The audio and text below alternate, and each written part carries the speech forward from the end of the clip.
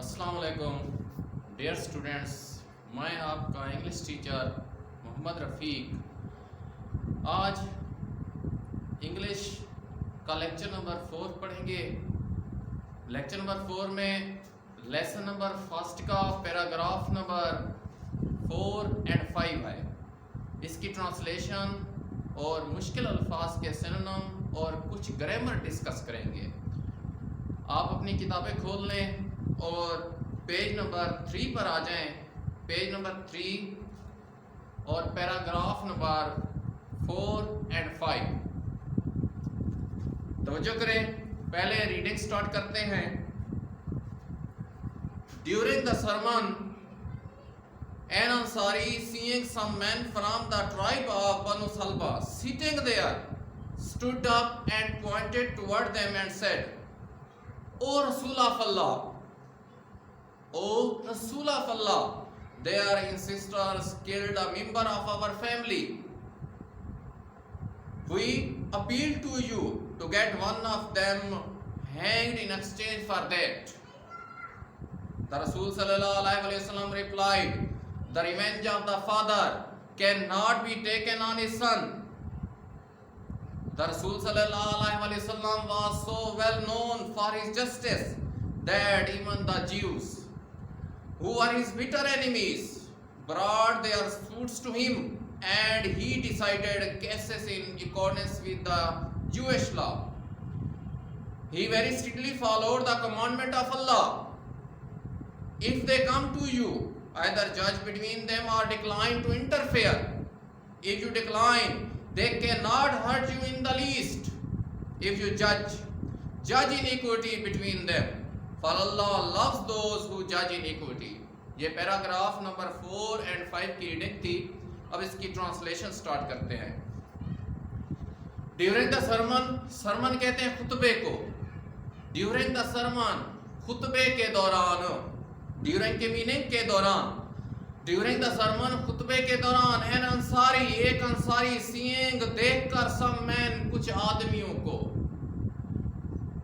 एक अंसारी कुछ आदमियों को देखकर, from the tribe of Banu Thalaba, कबीला बनु सलबा के कुछ आदमियों को देखकर, सिटिंग देयर, जो वहां बैठा हुआ था, स्टूड अप, खड़ा हुआ, एंड पॉइंटेड टुवर्ड देम, और उनकी तरफ इशारा किया, एंड सेड, और कहा। During the sermon, an Ansari, seeing some men from the tribe of Banu Salba sitting there, stood up and pointed toward them and said, खुतबे के दौरान एक अंसारी कबीला बनु सलबा के कुछ लोगों को देखकर, जो वहां बैठा हुआ था, उठ खड़ा हुआ और उनकी तरफ इशारा किया और कहा, ओ रसूल ऑफ अल्लाह, आय अल्लाह के रसूल। देयर एंसेस्टर्स, इनके आबा अजदाद ने, एंसेस्टर्स कहते हैं आबा अजदाद को, देयर एंसेस्टर्स, इनके आबा अजदाद ने, किल्ड, कत्ल कर दिया, मेंबर, एक फर्द ऑफ आवर फैमिली, हमारे खानदान का। आय अल्लाह के रसूल, इनके आबा अजदाद ने हमारे खानदान के एक फर्द को कत्ल कर दिया। वी अपील टू यू, हम आपसे दरखास्त करते हैं। अपील, दरखास्त करना। वी अपील टू यू, हम आपसे दरखास्त करते हैं। या ये प्रेजेंट इंडेफिनिट टेंस है, फर्स्ट फॉर्म यूज की गई है। We appeal, appeal first form है। वी अपील टू यू, हम आपसे दरखास्त करते हैं, to get one of them hanged in exchange for that, कि उसके बदले इनमें से किसी एक को फांसी पर लटका दिया जाए। द रसूल सल्लल्लाहु अलैहि वसल्लम रिप्लाइड, रसूल सल्लल्लाहु अलैहि वसल्लम ने जवाब दिया, the revenge of the father can not be taken on his son. The revenge, बदला, ऑफ द फादर, बाप का बदला, कैन नॉट बी टेकन, नहीं लिया जा सकता, ऑन हिज सन, उसके बेटे से। बाप का बदला उसके बेटे से नहीं लिया जा सकता। पैराग्राफ नंबर 5 देखें। द रसूल सल्लल्लाहु अलैहि वसल्लम वाज सो वेल नोन, मशहूर, सो मन, इतने, रसूल सल्लल्लाहु अलैहि वसल्लम इतने मशहूर थे, फॉर हिज जस्टिस, अपने इंसाफ के सबब। रसूल सल्लल्लाहु अलैहि वसल्लम अपने इंसाफ के सबब इतने मशहूर थे, दैट के, इवन, हत्ता के, यहाँ तक के, द ज्यूज, यहूदी, who were his bitter enemy, जो आप सल्लल्लाहु अलैहि वसल्लम के बदतरीन दुश्मन थे। who were, जो थे his bitter enemies, अब्सलम के बदतरीन दुश्मन, bitter बदतरीन, जो अब्सलम के बदतरीन दुश्मन थे, brought लाया करते थे, लाते थे their suits मुकदमात, अपने मुकदमात लाया करते थे to him, अब्सलम के हजूर, him से मुराद आप सल्लल्लाहु अलैहि वसल्लम है, who were his bitter enemy, जो अब्सलम के बदतरीन दुश्मन थे, brought their suits to him, अब्सलम के हजूर अपने मुकदमात लाया करते थे, and he decided, और आप सल्लल्लाहु फैसला फरमा देते थे। सेकंड फॉर्म है पास्ट इंडेफिनिट टेंस में ट्रांसलेशन करेंगे, and he decided, और आप सल्लल्लाहु फैसला फरमा देते थे, कैसे मुकदमात का, कैसे in accordance with the Jewish law, यहूदी कानून के मुताबिक, और आप सल्लल्लाहु अलैहि वसल्लम यहूदी कानून के मुताबिक मुकदमात का फैसला फरमा देते थे। He very strictly followed the commandment of Allah, आप सल्लल्लाहु अलैहि वसल्लम अल्लाह के हुक्म की, अल्लाह के फरमान की बड़ी सख्ती से पैरवी करते थे। फरमान सुने थे come to you, अगर वो आपके पास आए, either judge between them, या तो उनके दरमियान फैसला फरमा दें, और डिक्लाइन टू इंटरफेयर, या मुदाखलत करने से इनकार फरमा दें। इफ यू डिक्लाइन, अगर आप इनकार करेंगे, they can not hurt you, वो आपको नुकसान नहीं पहुंचाएंगे, इन द लीस्ट, कम अज कम वो आपको नुकसान नहीं पहुंचाएंगे। इफ यू डिक्लाइन, अगर आप इनकार करेंगे, they can not hurt you in the least, वो कम अज कम आपको नुकसान नहीं पहुंचाएंगे। इफ यू जज, अगर आप फैसला फरमाएं, जज इनइक्विटी बिटवीन देम, उनके दरमियान इंसाफ के साथ फैसला फरमाएं। फॉर, क्योंकि अल्लाह लव्स दोस, क्योंकि अल्लाह उन लोगों से मोहब्बत करता है, हु जज इनइक्विटी, जो इंसाफ के साथ फैसला फरमाते हैं। ये था पैराग्राफ नंबर 4 और 5 की ट्रांसलेशन। इसके बाद हम इनके सन्नम देखते हैं मुश्किल अल्फाज के, यहाँ पर मैंने पहले ही से लिख दिए हैं, तवज्जो करें। पैराग्राफ नंबर 4 में लफ्ज दिया गया सरमन। सरमन कहते हैं खुतबे को, एड्रेस, पॉइंटेड इशारा करना, डायरेक्टेड, सिग्निफाइड, एंसेस्टर्स, अबव अजदाद, फोरफादर्स, अपील, दरख्वास्त करना, रिक्वेस्ट फॉर हेल्प, यानी मदद की दरख्वास्त जिसे कहते हैं, हैंड, फांसी देना, एग्जीक्यूट, एक्सचेंज, तबादला, बदले में, इंचेंज, ट्रांसफर, रिवेंज, बदला, विंडिकेट, अवेंज, वेल नोन, मशहूर, फेमस, मशहूर, वेल नोन, फेमस, बिटर, तल्ख, हाश, सूट्स, मुकदमात, केसेस, स्ट्रिक्टली, सख्ती से, रिजिडली, फॉलोड, पैरवी करना, अमल करना, इख्तियार करना, एडॉप्टेड, कमांडमेंट, हुक्म, फरमान, ऑर्डर भी कहते हैं, लॉ भी कहते हैं, डिक्लाइन, इनकार करना, रिफ्यूज, इनकार करना, रद्द कर देना, इंटरफेयर, मुदाखलत करना, मेडल और हाइडल। बेटा ये मुश्किल अल्फाज के सिनोनिम थे, और जो वर्ड दिए गए इनके स्पेलिंग भी याद करने हैं। इसके बाद ग्रामर की तरफ आते हैं। कुछ मैंने अल्फाज लिखे हैं, ग्रामर के लिहाज से इन्हें डिस्कस करते हैं।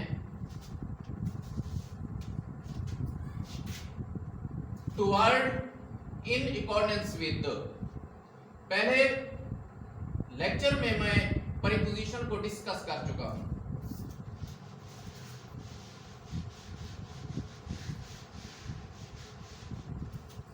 तो जो करें, दो लफ्ज मैंने यहां पर लिखे हैं, एक two word. Two word grammar में क्या है? प्रीपोजिशन है।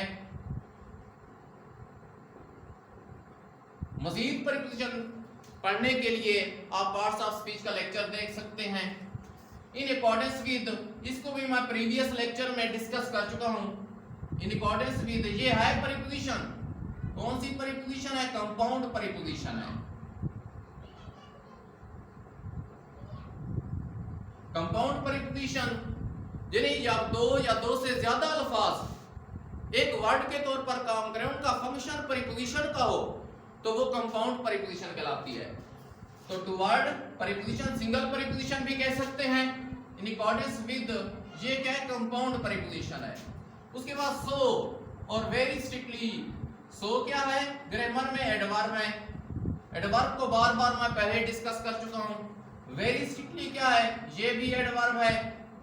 और एडवर्ब की तारीफ दोबारा मैं करता चलूं। एडवर्ब एक ऐसा लफ्ज होता है जो वर्ब, एडजेक्टिव और अदर एडवर्ब को मॉडिफाई करता है। यहां पर सो एडवर्ब वर्ब को मॉडिफाई कर रहा है पैराग्राफ के अंदर, और वेरी स्ट्रिक्टली वेरी एडवर्ब को मॉडिफाई कर रहा है। उसके बाद आइदर, आर और फॉर, ये तीनों लफ्ज क्या है? कंजंक्शन है। और कंजंक्शन का क्या काम होता है? कंजंक्शन का ये काम होता है वो दो या दो से ज्यादा लफ्जों को आपस में मिलाए। कंजंक्शन एक ऐसा वर्ड है जो दो या दो से ज्यादा लफ्जों को आपस में मिलाता है, या दो से ज्यादा फ्रेजेस को, सेंटेंसेस को आपस में या क्लॉजेस को आपस में मिलाता है, तो वो लफ्ज क्या कहलाता है? कंजंक्शन कहलाता है। तो आइदर, आर, फॉर, ये तीनों क्या है? कंजंक्शन है। उसके बाद यहां पर मैंने एक आर्टिकल लिया एन अंसारी। एन यानी एन कहां पर यूज करना है? कोई भी सिंगुलर नाउन हो, ऐसा सिंगुलर नाउन जो अलिफ की आवाज दे रहा हो, ऐसा सिंगुलर नाउन जो किसकी आवाज दे? अलिफ की आवाज दे, तो उस लफ्ज से पहले एन लगता है। अब यहां पर देखें, लफ्ज लिखता हूं एक, वाहिद है, सिंगुलर नाउन है, तो इससे पहले क्या लगेगा? एन है। इसी तरह एलिफेंट है, यहां पर एग में अलिफ की आवाज है, एलिफेंट में भी अलिफ की आवाज है, तो यहां पर भी क्या लगेगा? एन लगेगा। इसी तरह अगर मैं लिखूं एम ए, तो एम में कौन सी आवाज आ रही है? अलिफ की आवाज आ रही है, तो एम ए से पहले भी क्या लगेगा? एन एम में। यानी ऐसा सिंगुलर नाउन जो अलिफ की आवाज दे, तो उस सिंगुलर नाउन से पहले या उस लफ्ज से पहले एन लगता है। इसलिए यहां पर मैंने आर्टिकल कौन सा चुना है? एन चुना है। तो इसके बाद दो लफ्ज मैंने चुने हैं, सीएन और सिटेड। तो जो करें, लफ्ज है सीएन और सिटेड। पहले मैंने आपको जेरेंड पढ़ाया था, वो भी आईएनजी फॉर्म थी। वहां पर आईएनजी फॉर्म का जो फंक्शन था वो बतौर नाउन का था। ये भी आईएनजी फॉर्म है, सीएन और सिटेड। आईएनजी फॉर्म जब एक्ट करे, जब इसका फंक्शन बतौर एडजेक्टिव का हो, तो वो प्रेजेंट पार्टिसिपल कहलाता है। प्रेजेंट पार्टिसिपल यानी आईएनजी फॉर्म सीएन और सिटेड, आईएनजी फॉर्म बतौर एडजेक्टिव का काम दे, तो वो ग्रामर में क्या होगा? प्रेजेंट पार्टिसिपल होगा। और एडजेक्टिव के बारे में भी पढ़ा चुका हूं। एडजेक्टिव एक ऐसा वर्ड होता है जो नाउन को मॉडिफाई करता है या प्रोनाउन को मॉडिफाई करता है, नाउन या प्रोनाउन को मॉडिफाई करता है। तो समझने के हवाले से, जिस तरह मैं अगर यहां पर लिखूं लाफिंग लेडी,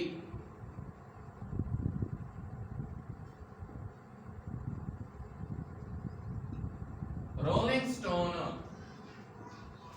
तो यहां पर देखें आईएनजी फॉर्म है, हंसती हुई औरत, तो किसको मॉडिफाई कर रही है? लेडी, नाउन को। तो लाफिंग आईएनजी फॉर्म एक्ट कर रहा है बतौर एडजेक्टिव के। आईएनजी फॉर्म जब उसका फंक्शन एडजेक्टिव का होगा तो वो क्या होगा, प्रेजेंट पार्टिसिपल होगा। इसी तरह रोलिंग स्टोन, लुढ़कता हुआ पत्थर, तो ये भी आईएनजी फॉर्म है और फंक्शन इसका क्या है, एडजेक्टिव का है, क्योंकि स्टोन को मॉडिफाई कर रहा है। स्टोन के मन में क्या है, नाउन है, तो ये भी क्या होगा, प्रेजेंट पार्टिसिपल होगा।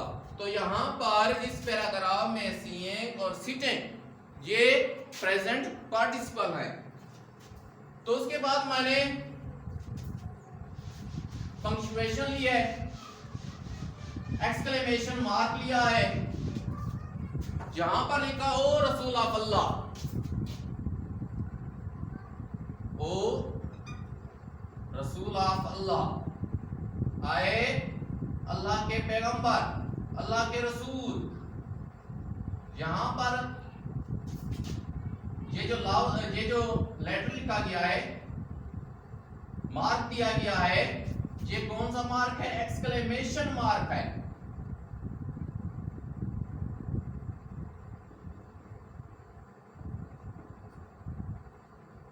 इसे कहते हैं एक्सक्लेमेशन मार्क। एक्सक्लेमेशन मार्क कहां पर लगता है, जहां पर खुशी का इजहार हो, गमी का इजहार हो, हैरत का इजहार हो, और किसी भी फिक्रे में किसी भी जुमले पर जोर दिया गया हो या किसी खिताब के दौरान जोर दिया गया हो, तो वहां पर भी हम एक्सक्लेमेशन मार्क लगा सकते हैं। यहां पर ओ रसूल अल्लाह यानी खिताब है, तो यहां पर जोर दिया गया है, स्ट्रेस है, तो यहां पर हमने क्या किया, एक्सक्लेमेशन मार्क लगाया। तो एक्सक्लेमेशन मार्क कहां पर लगता है, जहां पर खुशी का इजहार हो, गमी का इजहार हो, हैरत का इजहार हो, या किसी खुतबे पर जोर दिया जा रहा हो, तो वहां पर एक्सक्लेमेशन मार्क लगता है। तो उसके बाद है first condition type, if you decline they cannot hurt you, if you decline they cannot hurt you। conditional type first, conditional type first, conditional type first क्या है, it tells us that something will happen, ये हमें बताती है कुछ ना कुछ होगा।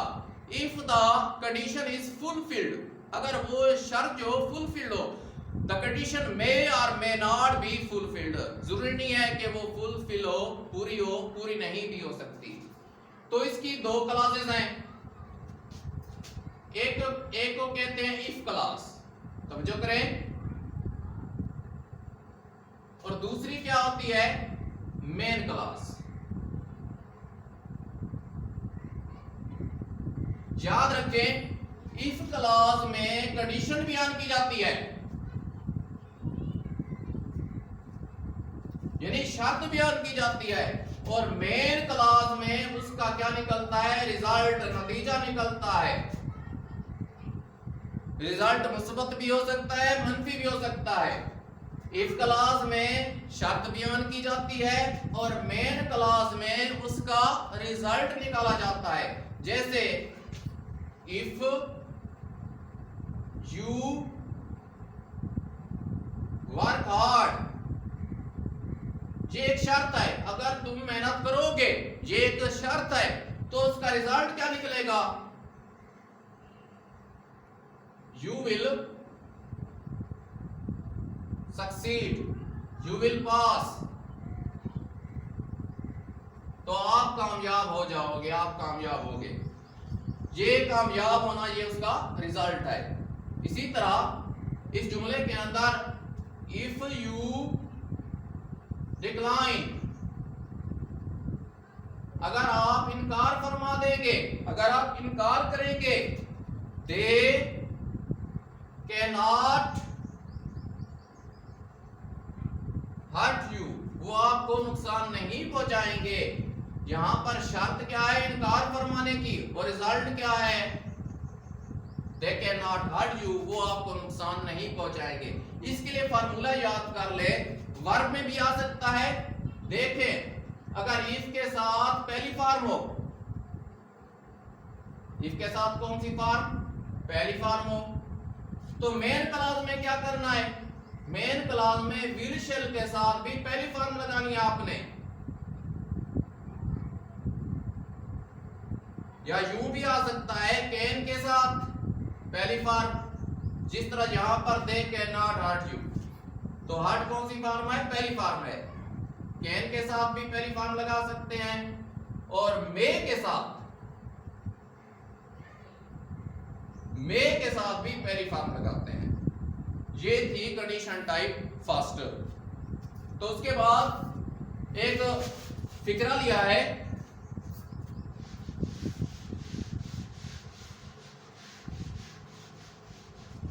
यहां पर भी मैंने पंक्चुएशन ली इस फिक्रे के अंदर। द ज्यूज,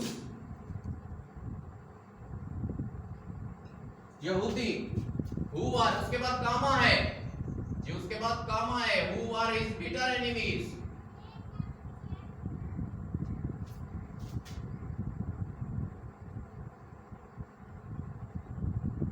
उसके बाद भी कामा है। तो यहां पर मैंने डिस्कस करना है कामे के हवाले से।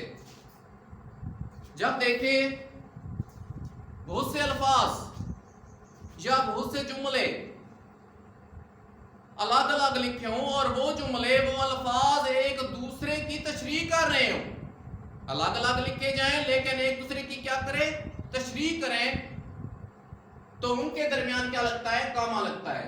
जैसे एक सिंपल सी एग्जांपल दूं, Liaquat Ali Khan,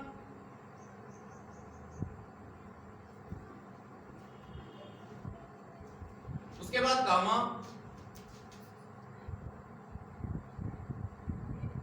was the Liaquat Ali Khan the first Prime Minister of Pakistan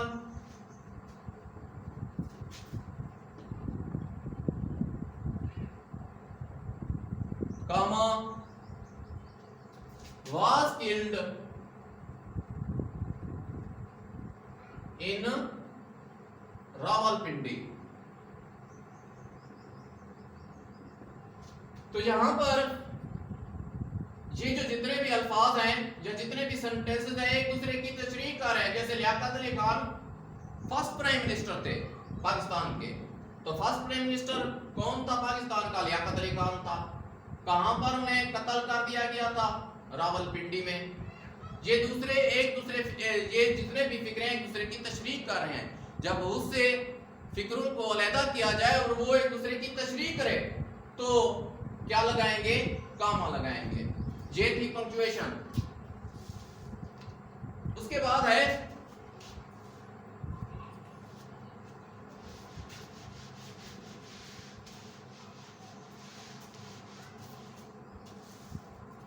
बाद है अल्लाह loves those who judge iniquity।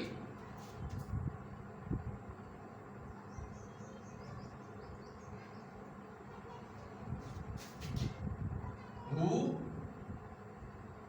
judge in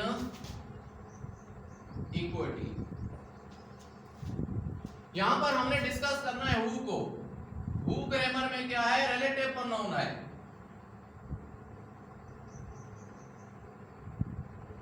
relative pronoun को पहले भी डिस्कस कर चुके हैं।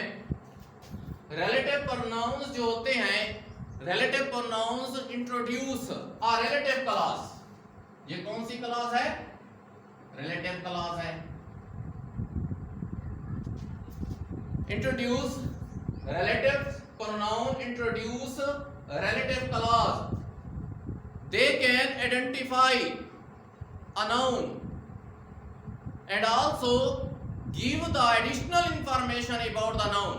ये नाउन के बारे में इजाफी मालूमात भी देते हैं। जिस तरह अगर मैं एक एग्जांपल दूं, I saw a man who was blind,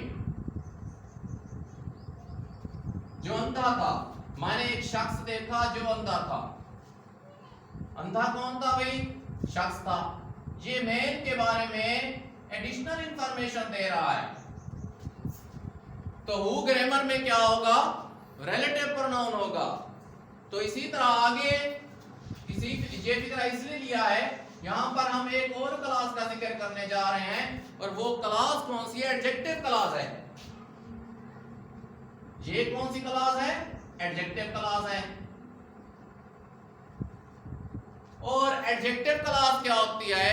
याद रखें, ऐसी क्लास जो रिलेटिव प्रोनाउन से शुरू हो। अब रिलेटिव प्रोनाउन कौन से थे? Who, whom, whose, which, that, whoever, whomever, whichever। ये थे रिलेटिव प्रोनाउन। मैंने कहा है ऐसी क्लास जो रिलेटिव प्रोनाउन से शुरू हो, किसी भी रिलेटिव प्रोनाउन से शुरू हो, तो वो क्लास क्या कहलाती है? एडजेक्टिव क्लास कहलाती है। हु जज इनइक्विटी, तो ये जो होगा एडजेक्टिव क्लास होगा। ये फिक्रा कौन सा होगा? Adjective class. ऐसी क्लास जो रिलेटिव प्रोनाउन से शुरू हो वो एडजेक्टिव क्लास कहलाती है। जहां दरमियान में कैन नॉट बी टेकन आया हुआ है, इसे डिस्कस कर लेते हैं। cannot be taken,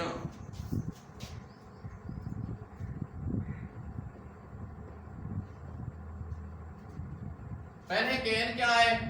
can modal verb है। जब देखें कैन के बाद अगर बी लगा दिया जाए और बी के बाद कौन सी फॉर्म? थर्ड फॉर्म लगा दी जाए, तो ये पैसिव वॉइस वाला फिक्रा होगा। कैन नॉट बी टेकन कौन सा फिक्रा है? पैसिव वॉइस वाला फिक्रा है। मॉडल वर्ब कौन से होते हैं? Can, could, may, might, should, would, ये मॉडल वर्ब है। विल, शैल, ये सब मॉडल वर्ब हैं। अगर मॉडल वर्ब का पैसिव वॉइस बनाना हो तो उसके बाद क्या लगाया जाता है? बी। ये फार्मूला लिख देता हूं, plus B plus third form, तो ये क्या बन जाएगा? पैसिव वॉइस बन जाएगा। तो ये वाला जो फिक्रा है ये पैसिव वॉइस है। तो ये आज का लेक्चर था।